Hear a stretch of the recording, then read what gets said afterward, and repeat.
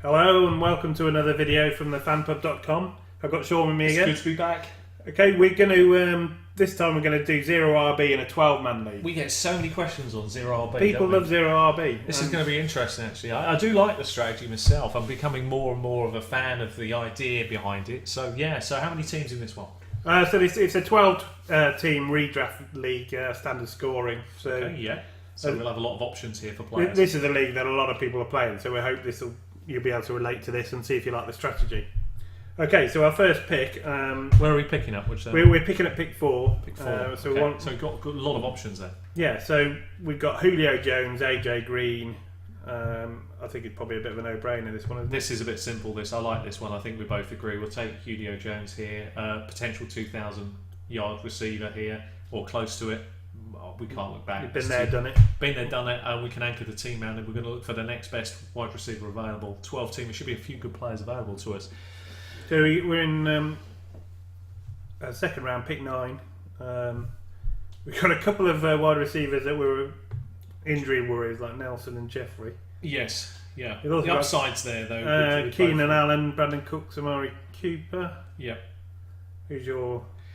Well, you know what? I'd probably pick Keenan Allen. Yeah, I think I would agree with you. I think just because I think he's safer than the other two. I think he's safer than the other two, and I just think in this situation, as we want to be a little bit different than some of our other drafts, let's to take Keenan Allen. There was loads of upside with this guy. I mean, if he'd have stayed healthy last year, God knows what he would have achieved. He's the same with bye week as Julio Jones, but we're not really worried about that. We seem to be running. It means that all but 1 week you'll have your 2 wide receivers playing together. We will have the opportunity with only being a 12-team league. To cover that. We should have some chances to cover that. Yeah, so we'll just have to be mindful. We're not too worried about bye weeks at this stage. Okay, so we're looking for another wide receiver.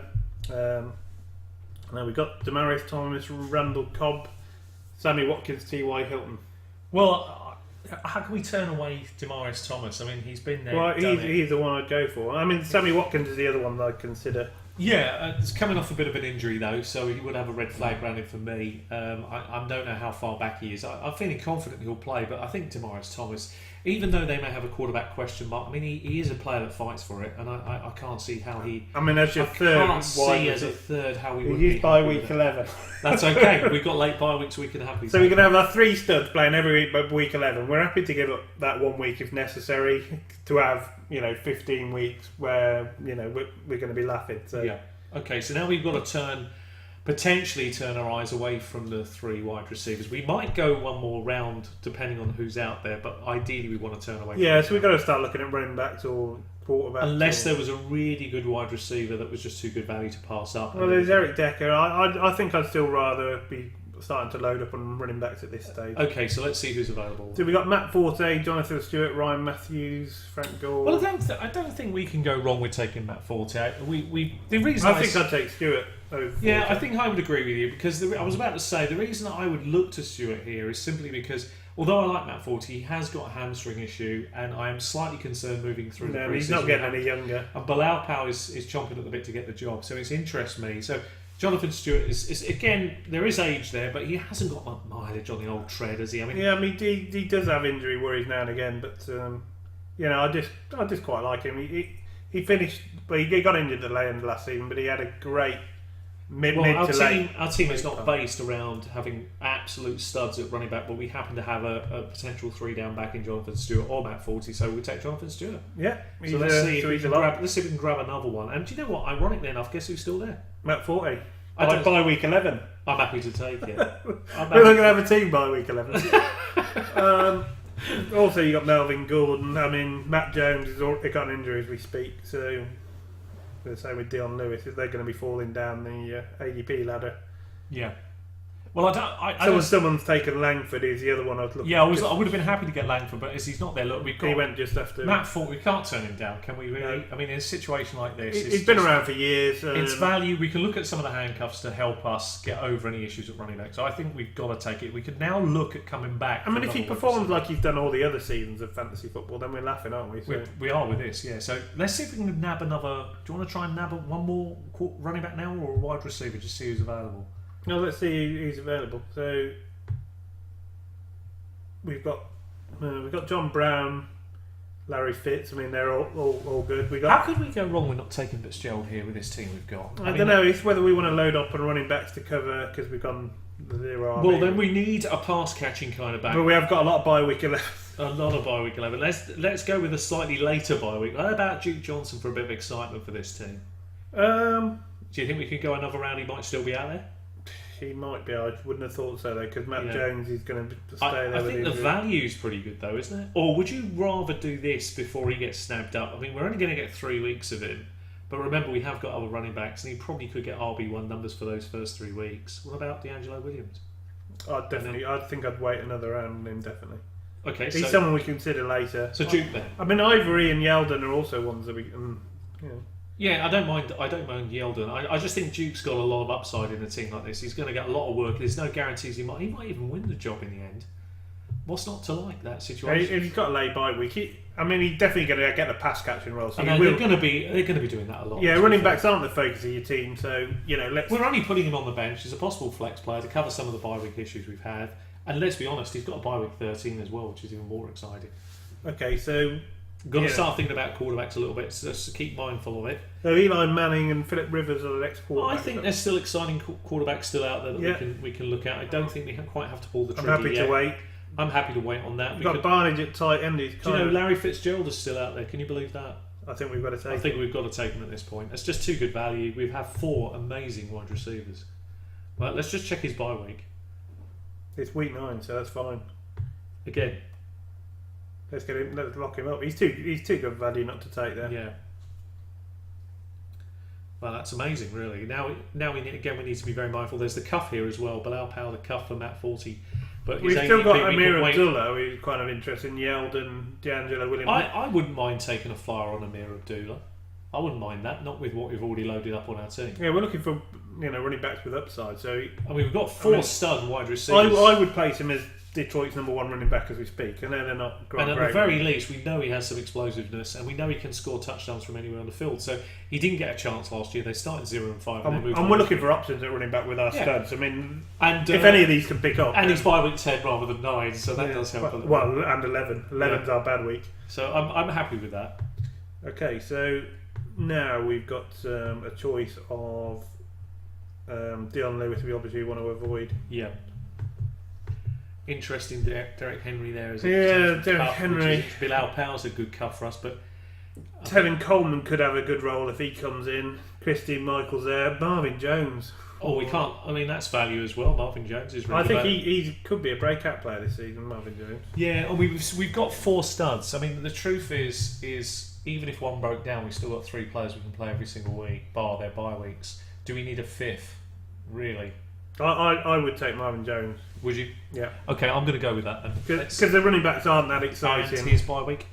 His bye week is 10, so... Again, that fits in well with the team. Well, we can have Fitz and Marvin Jones playing that week. I'm happy to see how it shakes out there in Detroit, because I do agree with you. And if Marvin Jones starts hot, like we think he might, he might be a breakout player or a break. Well, the other advantage we have is we can look to trade him. There's one of our other There's players. another nice thing here, because the way this draft is shaking out, there's also a chance that we know that Stafford's got quite a good schedule this year as well, and he looks like that there could be a stacked option for us later in this draft, which just happens to fall right. I'd be very happy taking Stafford.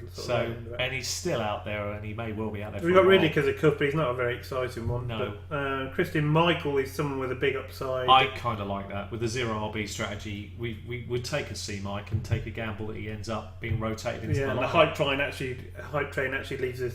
If him and Abdullah hype train leaves. If any part of it ever leaves any part of the station and stays on the track, I'll be quite. We'll be riding it. There is a little bit of risk with him, but the truth of it is, when you've got a team like this and you're already building, I don't see the risk there. We've got cover for every position, quite deep cover.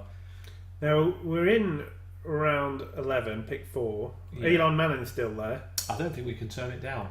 I think it's too good to turn down, isn't it? It's fabulous value here. Antonio Gates is still there. He should have gone a long way. He should have gone a long time ago. It's good value for Eli Manning, and then we can turn our attention to a tight end. I mean, the running backs aren't that exciting. And the wide receivers, we've got plenty of depth. If you wanted to take a shot on Josh, I mean, we've got too many, and we've got too many wide receivers already. But if you wanted to take a thing, Gordon, I wouldn't blame you. But We don't. I Really think that. Manning's going to be more shots. valuable to our Let's team. take Eli Manning to anchor the team down. He's just, round 11, pick 4. You just can't turn that away. No. I mean, I think with this team, given the fact that it's only a 12 team, we won't bother with the second quarterback. We'll just keep loading the bench. I think that makes sense. Unless we get a Stafford for that stack, and then we can mix and match. But we can wait and see if any of them fall to us. Tight ends, what sort of ones are available at this point? We've got Zach Miller, Eric Ebron. Again, I'd be happy to wait, I think. Who are you targeting? If you wait, what sort of tight end are you looking to take? Well, I think Virgil Green and Vance McDonald late on could be quite good. Severian Jenkins, if he gets it. I mean, Jerry Cook's been interesting with Green Bay. Yeah, I'm happy. There's plenty of there. There's happy to wait and go with serviceable numbers. I mean, Zach Miller, he did a good job at the last season. So looking at the wide receivers and running backs, again, probably running backs primarily. I see they've got Darren Sproles out there. That just seems quite good value. Well, James White is still there. We know he's going to play probably six. Let's play the proper a wide receiver running back zero strategy. Let's take James White because pass catching back for New England's the one role you can actually say will play. And we know that, and we know Dionis is out for at least 6, potentially 8 weeks, but six games he's going to miss definitely. It's a massive amount. So we're happy to take a. You see how we're filling our bench up with, filling up with running backs that could come in and do a job, and that's what you want to do because we've got the studs at wide receiver. Yeah, we haven't got to worry about those. So for our last bench spot, I mean, we could take Tony Romo, or we could go for like a defense. Well, it just or we could. I mean, tight end. Who we got tight end? We've got Charles Clay Wolford. There's quite a few still. There's quite a few that we. I mean, look, you've been offered the Carolina Panthers here. I know we've got a bench spot left, but check the other defense. It does look quite good. Houston Texans is still there. I quite like the Texans. I'd tell the Texans. Yeah, let's take the Texans. Let's put them on the team because we want to get them before the rush at the end here. We don't normally. They got a sneakily good schedule. They've got they've got Watt and Clowney that are two great. Ripping it up at the moment. Looks good. Now we can look at a tight end here. We've also got Matt Stafford if we want to actually get that in that one. I kind of think we should. Yeah. I think we take the stack. We can rotate. They're not on the same bye week, are they? Stafford's got a bye week of, is that 10? 10 and 8. That's fine. So we've got a lovely rotation there. We believe Stafford's got quite a good schedule for quarterbacks, and now all we need to do now is a tight end and a kicker. So which one of the tight ends do you think is somebody you can plug in and place right away? I mean, Jenkins has had his ups and downs, to say the least, in pre-season, but he could be. Well, the one thing with this, when he's played, he's done okay. The one thing I would say is that we could take him because the very worst scenario, there's going to be waivers out. This is only a 12-team league. It could end up at the moment.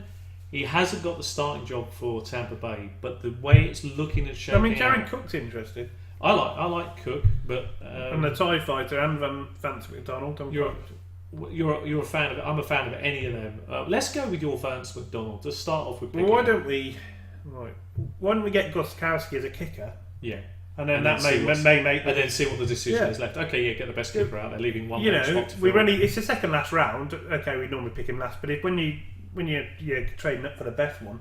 Yeah, I mean it's still a difference of points. It's probably 1 a week, but that 1 a week is a lot.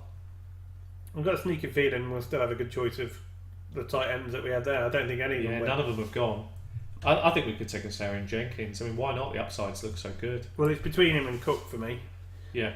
Well, I'll tell you what. Let's be different on this one. Let's take Jared Cook because it's an early bye week in the year. It gives us time to reassess the tight end position early in the season. If we don't like it, we can change it out. There bound to be some. I've listened to a few of the reports of their practice, and Cook's been linking it well with Rodgers. Obviously, it's a very limited sample size. Yeah, but the upside is massive. If anybody can bring out the best in it, it's got to be Rodgers. So I mean, what a better quarterback? Well, if he can bring out the best in Richard Rodgers, then he can certainly bring out the best in Jared Cook. So I mean, because Cook's somebody who's got all the raw ability, but he's just got to learn to catch the ball. And if he does, we're laughing. If he does, yeah, absolutely. But let's go through after you picked him. Then let's talk through the team quickly. What have we got?